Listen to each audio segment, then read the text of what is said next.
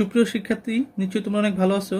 তো আজকে তোমাদের সাথে যে বিষয় নিয়ে কথা বলবো সেটি হচ্ছে রাদারফোর্ডের পরমাণু মডেল। তো রাদারফোর্ডের পরমাণু মডেলটি হচ্ছে 1911 সালে বিজ্ঞানী রাদারফোর্ড পরমাণু গঠন সম্পর্কে নিজস্ব কিছু মতবাদ উপস্থাপন করেন। তো সেটি এখন তোমাদের সাথে আলোচনা করব। তো এই মতবাদটি রাদারফোর্ডের সোলার সিস্টেম অ্যাটম মডেল নামেও পরিচিত। Solar system atom model. তো এই মতবাদে 1911 সালে যে উনি স্বর্ণপাতের উপর যে একটি পরীক্ষা করেছিলেন আলফা কণা নিয়ে, তো তার পরিপ্রেক্ষিতে উনি কিছু মতবাদ দেন, যেটিকে রাদারফোর্ডের পরমাণু মডেল নামে পরিচিত করানো হয়। তো এক নম্বরে তিনি যেটা বলেছেন সেটা হচ্ছে সকল পরমাণু অতিশয় ক্ষুদ্র গোলাকৃতি কণা, অর্থাৎ পরমাণুটাও অতিশয় ক্ষুদ্র গোলাকৃতি কণা। এর দুটি অংশ রয়েছে, যথা কেন্দ্র বা নিউক্লিয়াস এবং কেন্দ্র বহির্ভূত অঞ্চল। অর্থাৎ একটা পরমাণুতে দুইটা অংশ থাকে, একটা পরমাণু যার একটা অংশ কেন্দ্র এবং কেন্দ্র বহির্ভূত অঞ্চল, এই একটা অংশ এবং এই একটা অংশ, এই দুইটা অংশ রয়েছে, কেন্দ্র আর কেন্দ্র বহির্ভূত অঞ্চল। ওকে, এরপরে বলেছেন পরমাণুর কেন্দ্রস্থলে অত্যন্ত ক্ষুদ্র পরিসরে ধনাত্মক চার্জযুক্ত একটি বাস্তব কণা আছে, একে নিউক্লিয়াস বলে। এর আয়তন সমগ্র পরমাণুর আয়তনের তুলনায় নিরতিশয় ক্ষুদ্র। তার মানে এই অংশটা হচ্ছে ধনাত্মক, এই অংশটা ধনাত্মক চার্জ, যেটা কেন্দ্রে অবস্থিত, এবং এর চারপাশে যে অংশটা আছে তার তুলনায় এটি খুবই ক্ষুদ্র, এবং এটির চার্জ হচ্ছে ধনাত্মক, এবং এটির পাশে যে অংশটা রয়েছে সেটি খুবই বড়, এবং এই অংশটি খুবই ছোট। তার মানে কেন্দ্রে খুব ছোট্ট পরিসরে ধনাত্মক চার্জ যুক্ত অবস্থায় রয়েছে।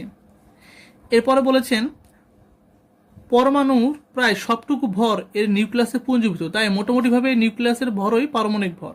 তার মানে এই পরমাণুটির এই ধনাত্মক চার্জযুক্ত অংশটুই মূলত এর সমগ্র ভরটি ধরে রাখে, বাকি অংশটুকু তুলনামূলক ফাঁকা। তার মানে এটির ভরই সমগ্র পরমাণুর ভর।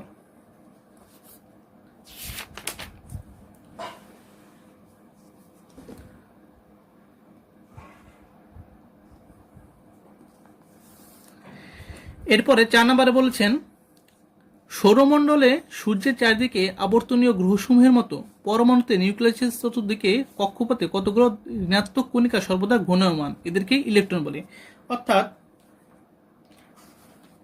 আমরা জানি সূর্যের চারপাশে বিভিন্ন গ্রহ উপগ্রহ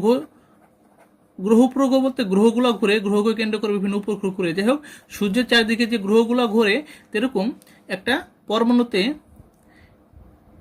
এই যে মাঝখানে ধনাত্মক চার্জযুক্ত নিউক্লিয়াস, এটির চারপাশে কেন্দ্র করে এদিকে কোনো একটা কণা ঘুরে, যার নাম উনি দিয়েছেন ইলেকট্রন। তো সৌরজগতের সূর্যের চারপাশে যেরকম গ্রহ ঘুরে, তো একটা পরমাণুর মধ্যে নিউক্লিয়াসকে কেন্দ্র করে ইলেকট্রন সমূহ ঘুরতে থাকে। এটা হচ্ছে সেই চিত্র, নিউক্লিয়াসের 14 ইলেকট্রন ঘুরছে, তার একটা চিত্র। এটি হচ্ছে 3D অর্থাৎ ত্রিমাত্রিক চিত্র, নিউক্লিয়াসের 14 ইলেকট্রনগুলো যেভাবে ঘুরছে। এরপরে 5 নম্বর বলছে নিউক্লিয়াসে ধনাত্মক চার্জের সংখ্যা এবং কক্ষপথে পরিক্রমণশীল ঋণাত্মক চার্জযুক্ত ইলেকট্রনের সংখ্যা সমান। এ কারণে সামগ্রিকভাবে সকল পরমাণু বিদ্যুৎ নিরপেক্ষ। অর্থাৎ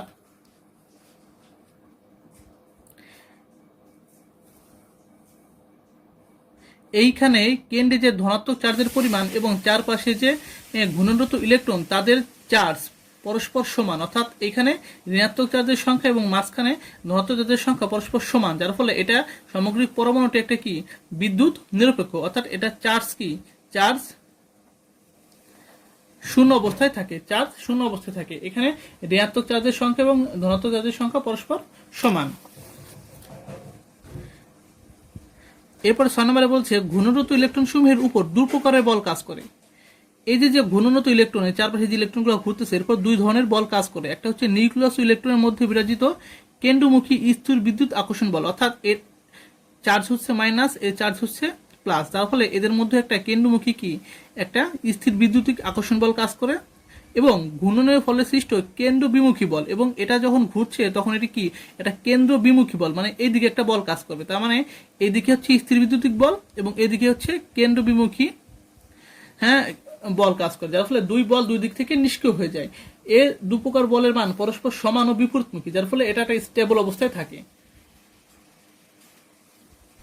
তো ব্যাপারটা আমরা ক্লিয়ার হতে পেরেছি যে এই যে ইলেকট্রনটা এরপরে দুই ধরনের বল কাজ করে, একটা হচ্ছে কেন্দ্রমুখী বল, একটা হচ্ছে কেন্দ্র বিমুখী বল, এবং এই দুইটা বল পরস্পর সমান এবং বিপরীতমুখী, যার ফলে সমগ্র পরমাণুটি একটা স্টেবল অবস্থায় থাকে। তো এই হচ্ছে রাদারফোর্ডের পরমাণু মডেলের স্বীকার্য সমূহ। তো আশা করি তোমরা বুঝতে পেরেছ। ধন্যবাদ সবাইকে।